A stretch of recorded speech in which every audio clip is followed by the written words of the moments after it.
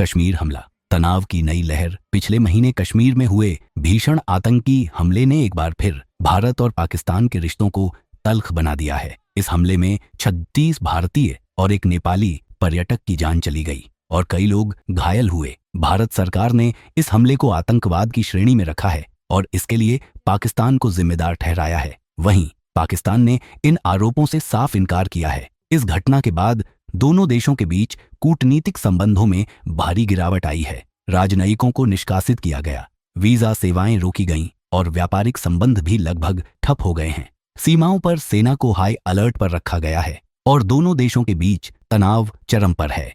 भारत के लिए यह समय बहुत नाजुक है। देश अमेरिका के साथ एक बड़े व्यापार समझौते की कोशिश कर रहा है, जिससे भारत को अमेरिकी टैरिफ से राहत मिल सकती है। प्रधानमंत्री नरेंद्र मोदी इस समझौते के जरिए दुनिया को यह संदेश देना चाहते हैं कि भारत निवेश के लिए एक सुरक्षित और स्थिर जगह है। लेकिन ऐसे समय में जब भारत को वैश्विक निवेश की जरूरत है, यह संकट निवेशकों के मन में असमंजस पैदा कर सकता है। पाकिस्तान की स्थिति, वहीं पाकिस्तान की अर्थव्यवस्था पहले से ही संकट में है। हाल ही में उसे IMF से $7 अरब का कर्ज मिला है, जिससे उसने डिफॉल्ट होने से खुद को बचाया। पाकिस्तान सरकार बड़े आर्थिक सुधारों पर काम कर रही है और अमेरिका के साथ व्यापार घाटा कम करने की कोशिश कर रही है, लेकिन सीमा पर तनाव और युद्ध की आशंका से उसकी आर्थिक स्थिति और कमजोर हो सकती है। आर्थिक विशेषज्ञों का मानना है कि इस समय दोनों देशों के लिए सैन्य संघर्ष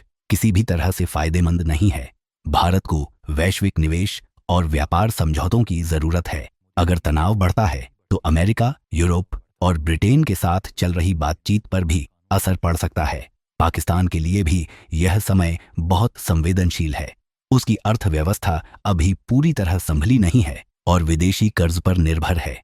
इसीलिए दोनों देशों के लिए बेहतर यही होगा कि वे जल्द से जल्द तनाव कम करें और अपने अपने आर्थिक सुधारों पर ध्यान दें। यह भी ध्यान देने वाली बात है कि चीन, जो पाकिस्तान का करीबी सहयोगी है, उसने इस घटना के बाद पाकिस्तान का समर्थन किया है। चीन ने कहा है कि वह पाकिस्तान की सुरक्षा चिंताओं को समझता है और हर हाल में उसके साथ है। इससे क्षेत्रीय राजनीति और जटिल हो जाती है। शेयर बाजार और निवेशकों की प्रतिक्रिया।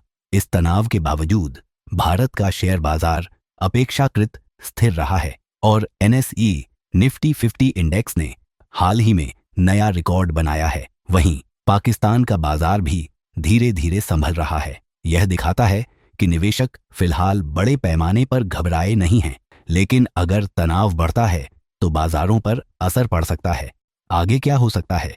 दोनों देशों की सरकारें फिलहाल सख्त बयानबाजी कर रही हैं, लेकिन एक्सपर्ट को उम्मीद है कि आने वाले हफ्तों में हालात सामान्य हो सकते हैं।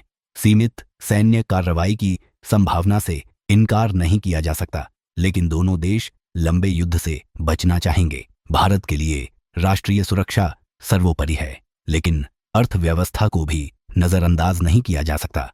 पाकिस्तान के लिए भी स्थिरता जरूरी है ताकि वह अपने आर्थिक सुधार जारी रख सके।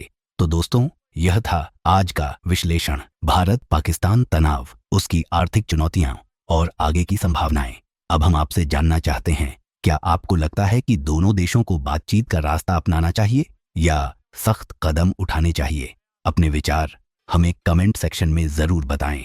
अगर आपको यह वीडियो पसंद आया हो तो लाइक और सब्सक्राइब करना ना भूलें। ऐसे ही और वीडियोस के लिए जुड़े रहिए हमारे चैनल के साथ। धन्यवाद। जय हिंद।